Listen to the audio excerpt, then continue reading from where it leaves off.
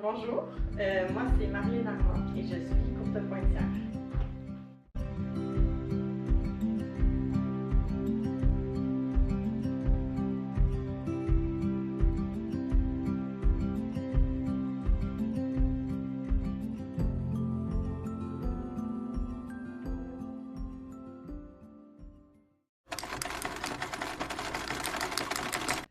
Dans le fond, le point visible, c'est comme une façon d'aller connecter avec des gens, d'aller chercher leurs histoires, puis de le retransfigurer en textile. Fait que pour moi, c'est un peu ça. C'est vraiment une entreprise qui foisonne avec les rencontres, avec les gens, mais tu sais, je crée des objets en courte pointe. Donc, ça veut dire que je fais des couvertures, mais je peux faire des manteaux, je peux faire des accessoires. Mais je fais énormément de sur-mesure. Fait que, veux pas, je rencontre des gens, ils vont me parler de leur histoire, ils vont me parler de ce qui est important pour eux, ce qui les rend nostalgiques, etc. Puis avec certains éléments, on va créer des morceaux qui vont leur être chers longtemps. Fait que, la courte pointe, c'est une technique pour rendre durable le textile. Fait que c'est un peu dans cette idée-là de comme capter la nostalgie, puis l'histoire, puis d'en créer une nouvelle, qui va durer comme vraiment longtemps. C'est un peu ça. Je suis originaire de la ville de Montréal et je suis arrivée ici il y a 9 ans, à peu près. C'est un peu drôle parce que nous, je dis nous, mon copain et moi, quand on est partis de la ville de Montréal, on n'avait pas vraiment de projet spécifique. Ce qu'on voulait faire, c'était juste vivre un peu la campagne, un peu comme partir en voyage, puis on voulait juste le faire jeune. Puis on avait comme l'impression qu'on allait revenir 1 an plus tard, que c'était juste temporaire. Puis en fait, une fois qu'on est arrivé, ben là, c'est ce qui s'est passé. On est comme un peu tombé en amour avec la région, surtout la communauté. Puis on est resté, puis c'est ça, ça fait 9 ans. Depuis quelques années, surtout post-pandémie, il y a tellement eu d'initiatives. Là, on a des belles tables champêtres, on a des cafés intéressants, il y a des soirées culturelles, des soirées films, il y a un peu de tout comme tout le temps. C'est sûr que l'adaptation au fait d'être en voiture tout le temps, pour nous, est encore quelque chose d'un peu challengeant. À Montréal, on était des gens extrêmement actifs. On faisait tout à vélo, des fois à pied, même rarement en transport en commun. Puis maintenant, tout se fait en voiture. C'est sûr que ça, c'est une adaptation encore difficile.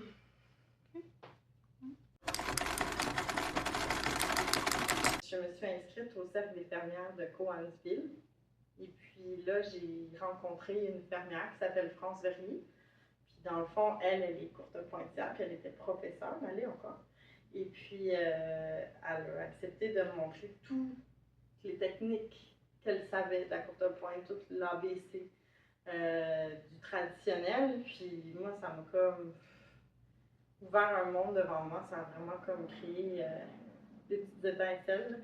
Et puis là, j'avais vraiment le goût d'explorer. Puis même encore aujourd'hui, j'explore encore. C'est vraiment comme un médium avec d'interminables possibilités. Le processus de création, je dirais, il y a comme 2 volets. Parce que tu as le volet où c'est moi qui pars en création pour faire des pièces comme un peu pour moi que je vais ensuite vendre. Ou sinon, il y a le parcours que je vais faire avec des gens pour créer une pièce sur mesure. Fait que, si je prends, mettons, le parcours avec les gens, ben, sur mon site, il y a comme une façon, il y a un formulaire en ligne là, qui permet de voir les différents modèles qui permettent. Tu peux prendre n'importe quel modèle, mais j'en mets quelques-uns là pour essayer de restreindre les choix, pour aider les gens à être capables de faire des choix. Mais dans le fond, on choisit un modèle, on choisit une palette de couleurs d'inspiration. C'est après que je vais dessiner avec ma tablette ce à quoi ça va ressembler, puis on va jouer à partir des matières. Fait que, des fois, on a une inspiration d'un bleu pâle parce que c'est important cette couleur-là pour nous, pour X, Y, Z raison. Et là, ce que je vais avoir en termes de textile, je peux avoir un coton, je peux avoir un lin, je peux avoir un lainage, puis à partir de là, ben là, il faut regarder les différentes textures, comment les matières ils rentrent ensemble, puis c'est là où est-ce qu'on va créer ensemble avec la personne qui partage son histoire aussi, qu'on va créer une pièce. De l'autre côté, quand je pars en processus créatif personnel, ben c'est sûr c'est vraiment différent. Parce que des fois, je vais me mettre une plage horaire, ok, let's go, il faut que je fasse des dessins. Puis ça marche pas, fait que je vais faire n'importe quoi d'autre. Parce que tu peux pas vraiment décider des fois que c'est là que ça va se passer. Puis il y a d'autres moments, je suis comme, hey, je vais prendre un moment parce que j'ai une idée, puis là, je me mets à gribouiller. C'est sûr, je travaille beaucoup avec mon iPad. Je travaille beaucoup à partir de photographies que j'ai prises ou que d'autres amis photographes ont pris, ou même que certains photographes plus connus ont pris, puis là, je vais leur demander leur accord. Mais j'aime ça partir de justement comme une espèce de. Comment je peux dire ça? Une espèce de. Pas une aura, mais comme déjà une certaine ambiance. Puis moi, je vais comme redessiner par-dessus. Ce que j'aime souvent, c'est juste d'essayer de prendre l'essentiel, la structure de l'image. Puis après ça, je vais comme vraiment épurer. Puis au final, tu sais, ça ressemble pas. Tu sais, comme la pièce derrière moi, ben, tu sais, c'est des lamelles de champignons avec un mélange d'inspiration de dunes de sable et de lignes à travers le bois. Fait que, tu sais, ça ressemble plus du tout à ça. Mais je suis partie de plein d'images, puis d'une espèce de mood board. C'est ça que je cherchais. Un mood board qui va créer une espèce d'ambiance, puis avec laquelle je vais travailler. Puis après, pour les palettes des couleurs, ben ça, c'est fou comment c'est inspiré de n'importe quoi. Tu sais, des fois, je vais voir un vase, puis je vais trouver que la palette de couleurs du vase va être vraiment belle, puis je vais aller chercher ces couleurs-là. D'autres fois, ça va être une chambre, un décor. Des fois, ça va être justement une rivière avec un champ de fleurs. Ça peut être vraiment n'importe où, n'importe quand. Puis après ça, là, je vais partir à faire des dessins, puis après, je vais faire mes patrons, puis après, je vais jouer avec mes textiles parce que je pars de mes textiles. Fait que des fois, la composition des palettes et tout ça va complètement changer. Ça dépend de ce que j'ai trouvé. Puis après ça, je vais me mettre à confectionner.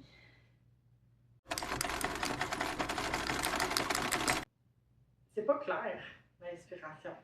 C'est comme quelque chose qui va et vient pas mal tout le temps, à n'importe quel moment. Puis tu choisis pas nécessairement quand ça arrive. Puis, veux pas, d'être entouré de nature, tu côtoies cette nature-là sans arrêt. Ben oui, il y a des moments que tu fais comme oh wow, cette grange-là avec cette lumière-là, puis ce champ-là, c'est donc bien beau. Je vais me prendre une image mentale ou je vais en prendre carrément une photo.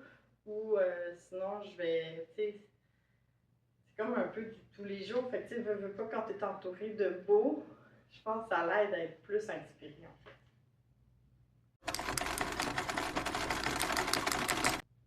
Ça m'est déjà arrivé, mais ça m'arrive plus. Ça m'est déjà arrivé de ressentir la pression parce que justement, j'avais créé des ententes avec, par exemple, Simons, où là, il fallait qu'à tel moment sorte telle collection, sorte tel. C'était le genre de choses que, ben moi, j'aimais vraiment pas ça, faire ça. Puis ça me mettait justement une pression qui faisait en sorte qu'il fallait que je sorte, qu'il fallait que je produise plus que comme créer des pièces qui avaient du sens. Puis ça me rejoignait moins, mais des fois, surtout, tu sais, en post-pandémie, il y a eu une période d'inflation. Des fois, tu fais avec qu'est-ce que tu as, puis tu essayes toutes sortes de choses. C'est quelque chose que j'ai essayé, mais qui m'a moins plu. Puis maintenant, je suis contente de l'avoir essayé parce que je sais que c'est pas trop mon truc. Maintenant, j'ai moins la pression de créer, quoique je l'ai des fois parce que j'ai une cliente qui m'a demandé un sur mesure, puis là, je pars en vacances, mais il faut que j'aille créer le dessin parce qu'il faut que ça soit fait, parce qu'il faut l'avancer.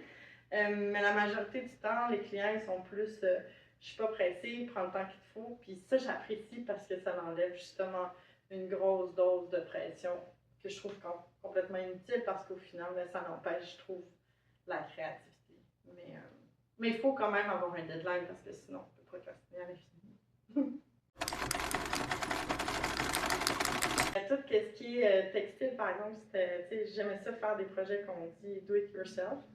Donc, je suis une personne qui va, puis même ma famille, tout le monde est comme ça, on va faire nous-mêmes les choses. Donc, tu sais, tu vas voir le décor ici, tous les objets dans la boutique pour présenter les produits, mais c'est toutes nous qui les avons faites, mon chum et moi.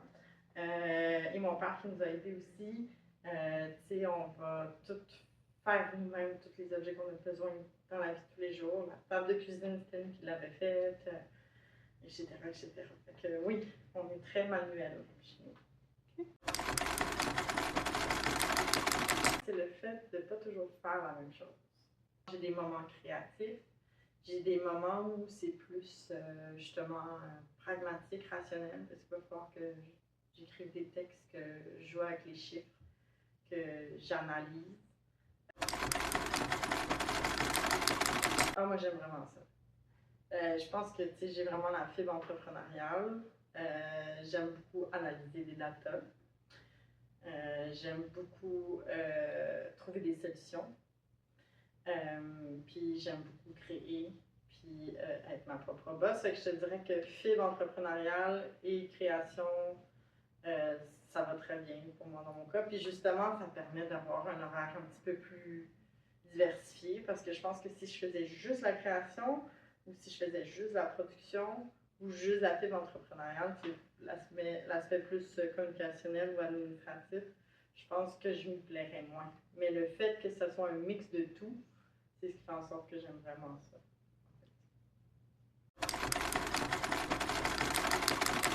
Les collaborations, c'est souvent très spontané. Fait que des fois, c'est hey, toi, tu fais ça. Ah, moi, je fais ça. Hey, mais qu'est-ce qu'on pense si on fait ça? Hey, bonne idée. On s'assoit, on fait ça. Puis là, on prend un café, un thé, on jase, puis on fait mousser un peu les idées, puis on essaie de sortir un peu des sentiers battus, de joindre des multidisciplines, puis de créer quelque chose d'un peu différent.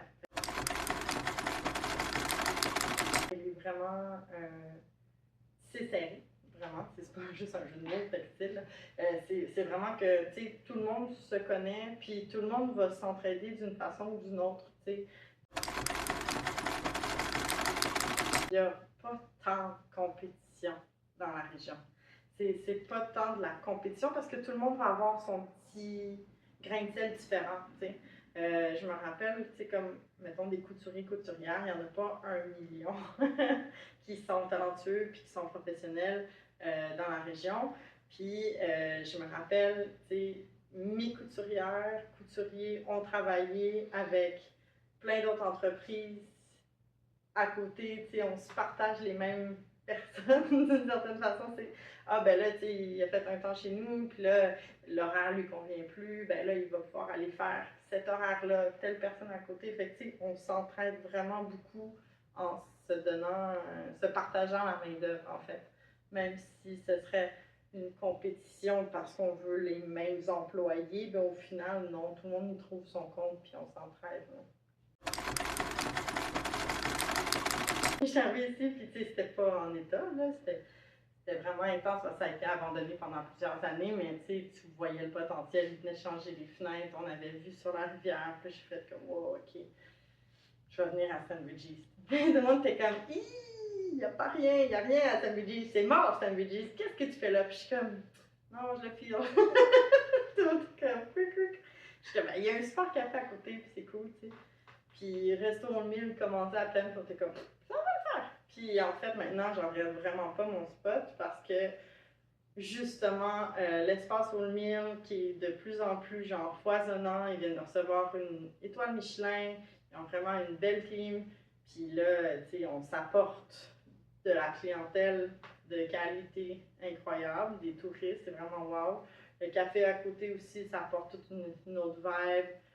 Je trouve qu'on en fait, ensemble et avec d'autres, tu sais, mettons le vignoble Lardonnais, Atelier Tréma ou les Bedford, là, tu sais, on a quand même un écosystème proche. Je trouve que je suis finalement bien positionnée, même si je suis pas sur une grosse coupe pensante, en fait, c'est même peut-être mieux pour moi, pour ma tranquillité d'esprit. Bien, souvent, la viabilité, c'est à l'année. Puis, pour Munisquois, le tourisme n'est pas à l'année. Fait que pour beaucoup de commerces, des fois, cet oubli-là peut être limite mortel parce qu'il faut aussi que la communauté embarque parce que c'est elle qui va te faire vivre à l'année. veux pas. Ben, j'ai en tête, mettons, je sais pas, un café ou quelque chose comme ça, tu sais. Mais tu sais, mettons, la brasserie de Nam, je me rappelle, il y a plusieurs années, il disait, tu sais, si on n'avait pas les locaux, ben, on n'ouvrirait pas de resto puis de brasserie à l'année. Ça ne servirait absolument à rien parce que c'est pas rentable, mais les locaux sont tout le temps là à chaque jour. Une chose importante à faire, c'est d'aller voir les ressources actuelles qu'il y a, je pense. Comme par exemple au niveau justement du Centre local de développement ou de la MRC ou de Place aux jeunes.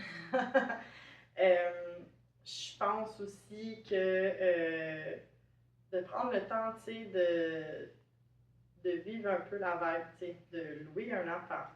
Tu sais, pas tout de suite acheter, partir le projet, tu sais, de voir un peu la vibe, d'en jaser avec les gens, d'aller au 5 à 7, de parler de ton projet, de connecter avec d'autres, puis de voir aussi est-ce qu'il y a un besoin, est-ce que ça répond justement à un besoin ou à une volonté de la région, est-ce que ça fit dans les valeurs, est-ce que ça fit dans, dans la communauté, puis ce serait plus de partir de ça, puis de voir, tu sais, est-ce que même si ton projet pour toi c'est vraiment une super bonne idée, est-ce que dans le contexte de Bromésie-quoi, tu le vois à long terme, tu sais, ça fait dessus. Tu sais, là en ce moment, je suis beaucoup sur la route parce que je fais beaucoup des choix à l'extérieur, beaucoup à Toronto, j'en fais aussi à Chicago. Fait que je veux pas, une fois par 2 mois, je suis partie au moins une semaine à l'étranger pour pouvoir faire la vente de mes pièces. Pour moi, dans le futur, ça serait de trouver un équilibre entre ici, la région, de vendre plus ici en boutique, de développer l'aspect boutique aussi, de faire valoir plus les artisans d'ici et la communauté, et tout autant de fabriquer mes pièces, mais peut-être moins de voyager, d'en faire peut-être moins par année, puis d'être plus impliqué ici. Le rythme de vie est différent. Comme les gens sont bienveillants. J'ai rarement vu des situations dégénérées. C'est plus justement de la bienveillance, du respect de l'autre, puis on s'entraide, on s'inspire.